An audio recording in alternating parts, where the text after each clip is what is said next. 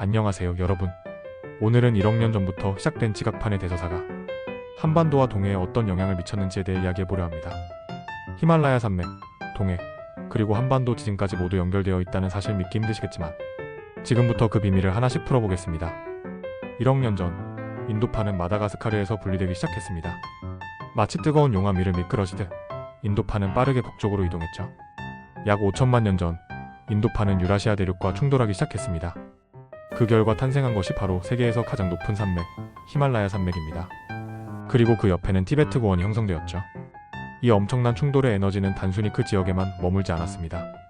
충격파처럼 퍼져나가 동아시아 전체에 영향을 끼쳤습니다. 그 중에서도 한반도는 이 충돌의 영향을 강하게 받은 지역 중 하나였습니다.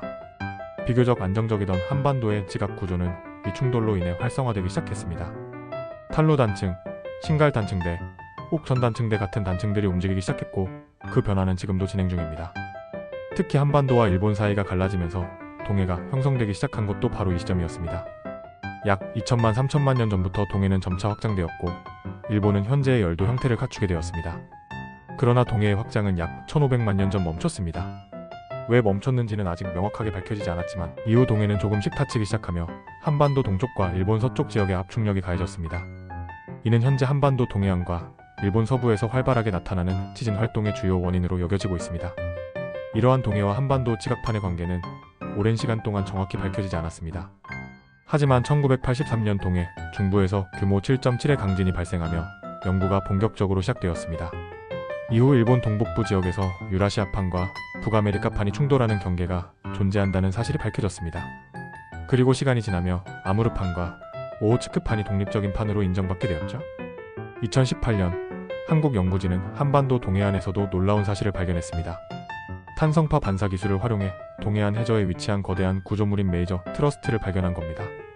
이는 동해 해양 지각판이 한반도 대륙 지각판 아래로 밀려 들어가면서 생긴 초기 섭입대로 밝혀졌습니다. 기존에는 한반도와 동해가 같은 판에 속한다고 여겨졌지만 사실은 이미 분리되어 있었고 동해 지각판이 한반도 지각판 아래로 들어가는 과정이 진행 중이었던 겁니다.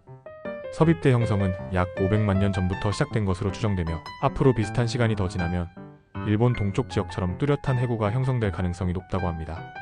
이 연구 결과는 한반도의 지진 활동을 설명하는 데 큰 단서를 제공했습니다. 1681년 양양 대지진, 2004년 울진 해역 지진, 2019년 동해 해역 지진 등 동해안에서 발생한 여러 대규모 지진은 이러한 초기 섭입대의 영향을 받고 있다는 분석입니다.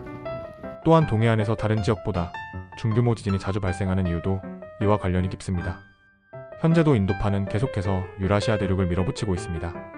이로 인해 한반도와 동해, 지각판의 에너지가 점점 축적되고 있는데요. 태평양판이 유라시아판 밑으로 섭입하면서 그 힘을 버티고 있습니다. 결국 이 축적된 에너지가 한반도에서 지진으로 방출되는 것입니다. 이렇게 오래된 지각판의 움직임이 지금 우리의 삶에까지 영향을 미치고 있다는 사실 정말 놀랍지 않나요? 그렇다면 앞으로는 어떻게 될까요? 전문가들은 한반도 동해안의 섭입대가 더 발달하면서 일본 동쪽 지역처럼 뚜렷한 지각 변동이 발생할 가능성이 높다고 보고 있습니다. 이러한 연구는 단순히 과거를 이해하는 것에 그치지 않고 미래를 대비하기 위해 반드시 필요합니다. 오늘은 인도판 충돌과 그로 인한 한반도와 동해의 변화에 대해 알아보았습니다. 과거 수천만 년의 시간이 만들어낸 현재의 지형과 지각 활동, 그리고 그것이 미래에 미칠 영향까지. 여러분은 이 이야기를 어떻게 생각하시나요? 아래 댓글로 여러분의 생각을 들려주세요. 오늘의 이야기가 흥미로우셨다면 좋아요와 구독도 잊지 마세요. 다음 영상에서 또 만나요.